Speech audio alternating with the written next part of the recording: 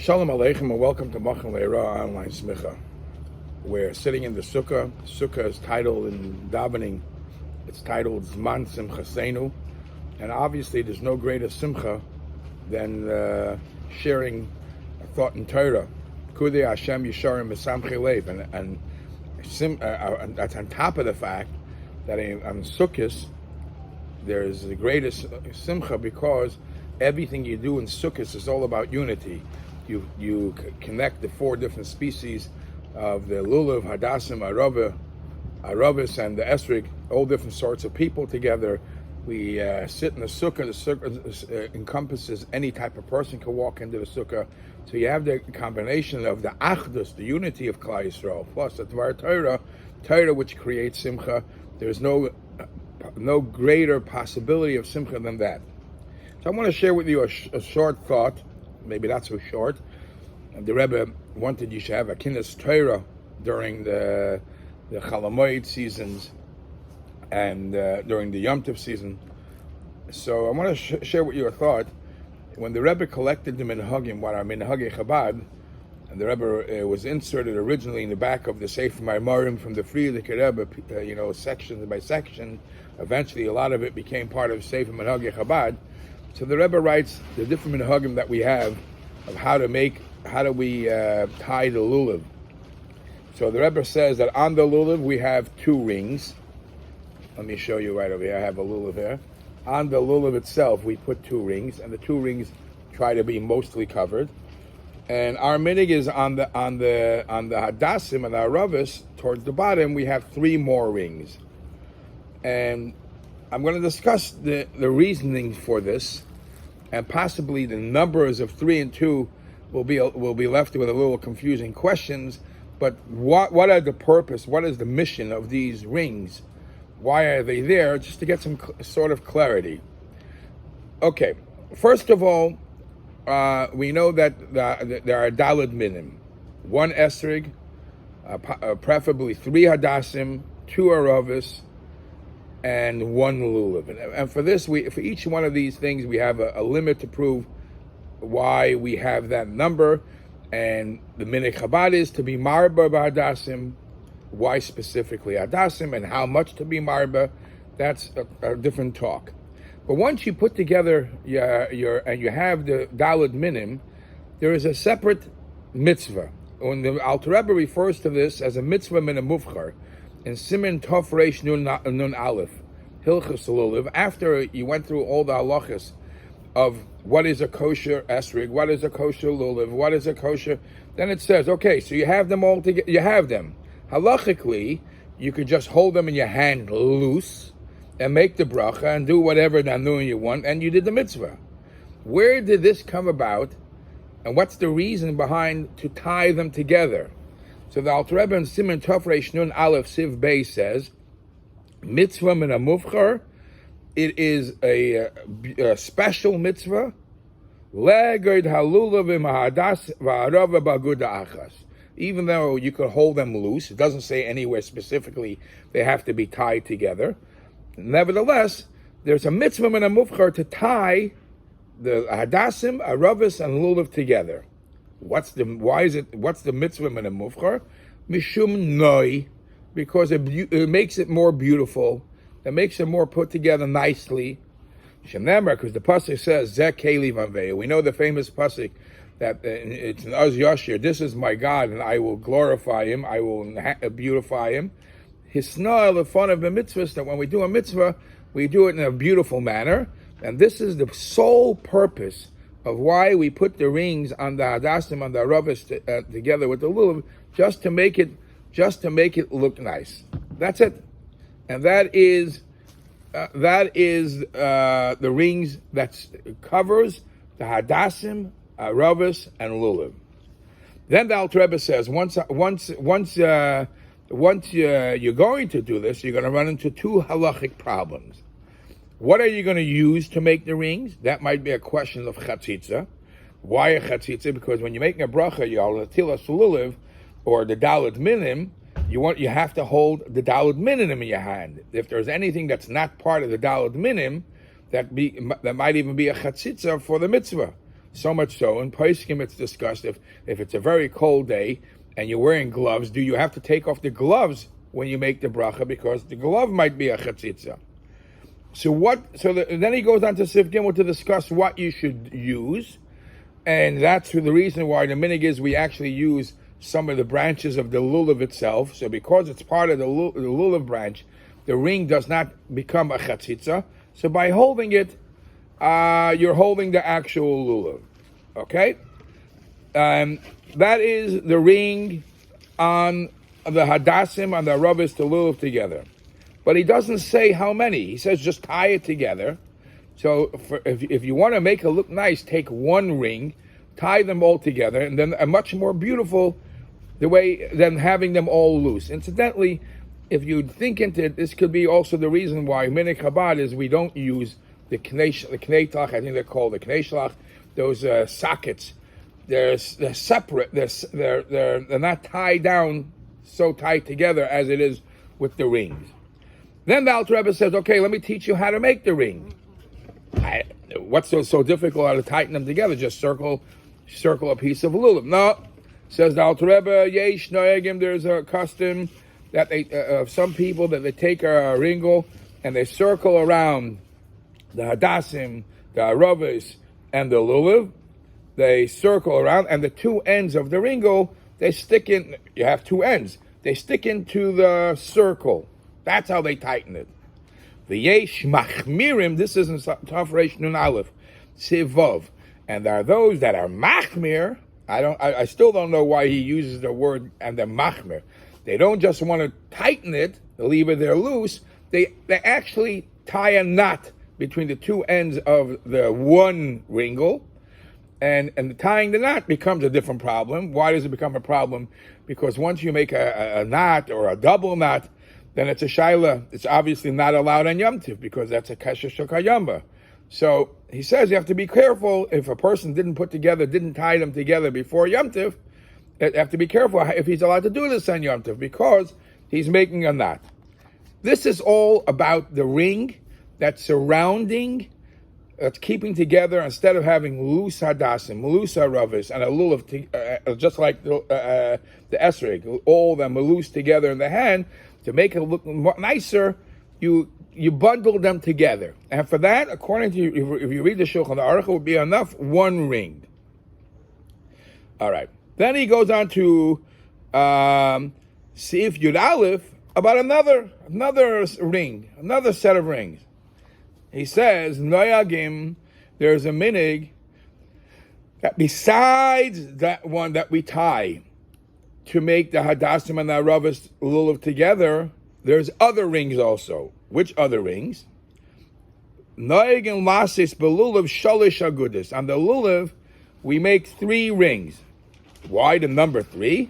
Keneged shloisha avos, to correspond to the 3 avos, Avram, Yitzchak, and Yaakov. And they go down to explain, besides the one that you have tying the hadassim and aravis and lulav together, put on the lulav itself, put 2 more rings. So again, if you read the Shulchan Aruch, this would be 1 over here, enough. And over here, on the lulav itself, 2 more, as we have. On the lulav itself, 2 more. So in total, you'll have 3, keneged the shleisha avos. But then the Alter Rebbe says, another reason why it's not only a keneged shleisha avos, there's another purpose for the rings on the lulav. What is the other purpose? Legoid ha'alim b'shedra, to tighten the alim, the branches, the lulav branches, to tighten them. They should be tight together. You put rings on the lulav itself to tighten them. But if you're going to tighten them too much, you're going to have a problem because there's a concept of nanuim, of the shaking, and we want it to be a little loose. So don't tighten them too much all the way to the tippy top. Leave at least a tefach on the top that if you shake, there's some loose lulav branches. So this is it. So you have 2 sets of rings on the lulav. You have the set of ring that's meant that you have really, according to halacha, should be 1 ring. Its purpose is to connect, to combine or hold together the Hadasim Aravis and the lulav. And then there's other rings that are on the lulav itself to make it tight, so the loose lulav branches should be tight together. Now, if you read the Shulchan Aruch, in total there would be three: two on the lulav, one around the Hadasim and the Aravis, and for that we have another reason. It's corresponding the three Avos. Now, in Siman Tofrei Samach Dalid, it's brought. Okay, now that you know that, it's brought that we don't have it now to have the Shulchan Aruch. So it's brought that it comes to Hoshayna Rabbah, the Sif Aleph. The Mechaber says we take off the two rings.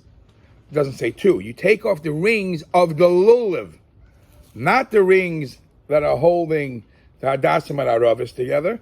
The rings on the lulav, when we in Hoshayna Rabbah, we take them off. Now this itself, I'll discuss what the reason for this is.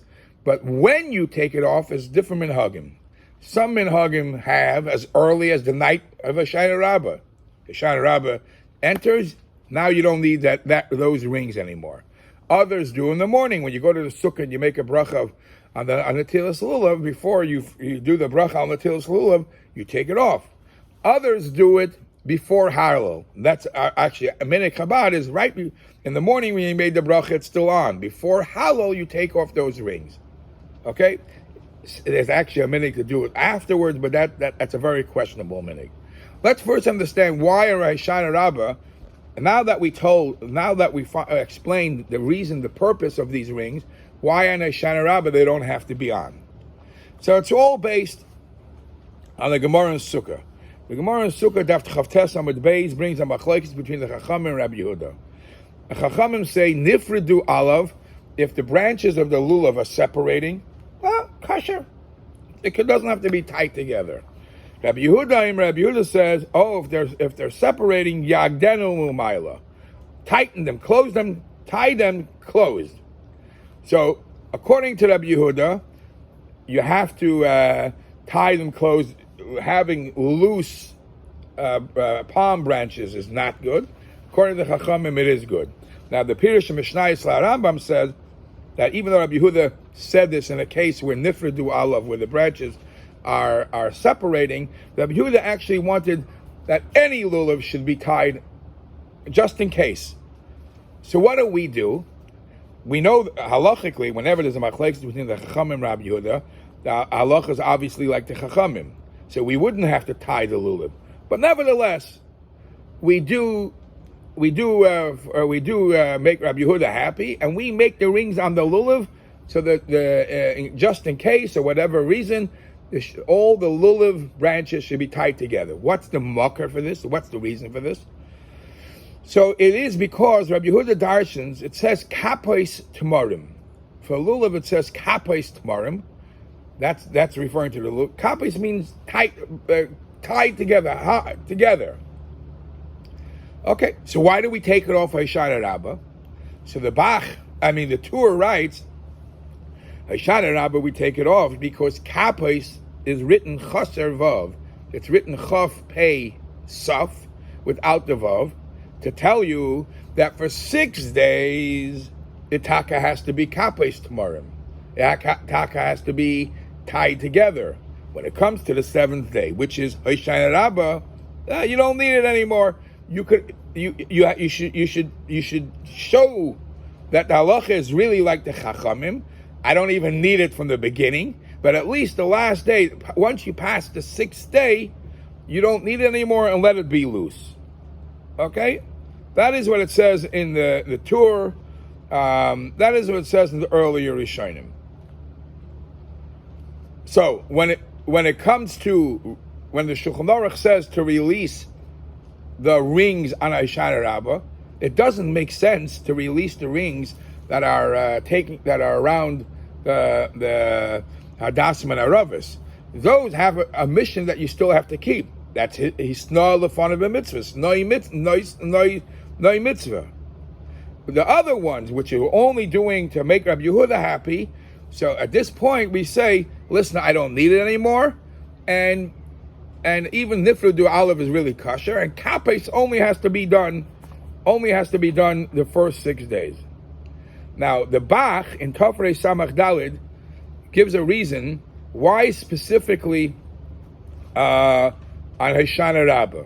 So the Bach says, because as it's brought in Shulchan Aruch, why we daven longer on Hoshana Rabbah is because on Sukkot it's Yomei Adin for Mayim, and Mayim is an essential survival thing that people need. So a whole Sukkot where the Mayim water is being judged, and this is the last day. Hoshana Rabbah is the last day of Sukkot. So we daven longer, we pray more. Says the Bach, and since today is the Gemar Chesima for Mayim, we release the upper ring, so the shaking should be able to be more loose, because what the shaking does really is very important. It knocks out all the klippas, and by the seal, by the last day of Sukkot, where we need the most help, we want it to clap away. In the Sefer Hamani, he actually says that one of the reasons we take off the rings on Hoshana Rabbah is to show that we're done. The mitzvah of lulov is done. Okay. Now, this is the reasons why we take off that ring. There are some other Hasidic reasons, and it's brought in Sefer Zera Kodesh from the Ropshitzer, that one of the reasons we take off the ring is to show now things are loose. It's corresponding that the Yidden should pay attention how we are mefuzar and mefared bein ha'amim, how we are not all located in one place. We're all amongst all the nations in the world, and that's symbolic by loosening up the rings. Or another svara he gives, that it's symbolic that the Eibishter should release us from any chokehold, that the Rahman al-Islam, anything that's restricting Jews from being able to live properly. This is the time that we want to let loose. Or it's brought from another sefer in Imrei Noyam. It's brought. We know that in the Megillah Esther it says that the Melech Achashverosh took off his tabas, took off his ring, and he gave it to Mordechai, because every seal has to be with the ring of the king. Yeah. So what does it mean? Even though over there it was Achashverosh and Mordechai, it's also merumas for the Melech being the Eibishter. The Eibishter is the Melech, and the Eibishter gives the ring to the Jews at this time, to the Yidden at this time, and he says, you could sign and seal for yourself and for Klal Yisrael at this moment whatever you want, because Chazal tell us lulov zeh Baruch Hu. So from the lulov we take off the ring to show that the chosim, the seal of Hoshana Rabbah, has the powers to change, to sign and seal everything, and the Eibishter is given the Yidden to the koyach to do so. It's also brought that Tabas, ring, is the same letters as Teva. Teva means nature. Until now, when we speak about the carbonis that is symbolic to all the Goyish nations, we're living in and we're experiencing the life as we live in the world of nature. On Hoshana Rabbah, we say, take off the ring, because you're living. You should experience a life how Yidden are way above nature, above Teva. Okay, so when do we do this? As I mentioned before, there are different minhagim when we release the rings. One minhag is to do it as early as the night of Hoshana Rabbah. Others do it in the morning before you make the bracha on Natilas Lulav. And minhag Chabad is to take it off before a shyness. Take it off before Hallel.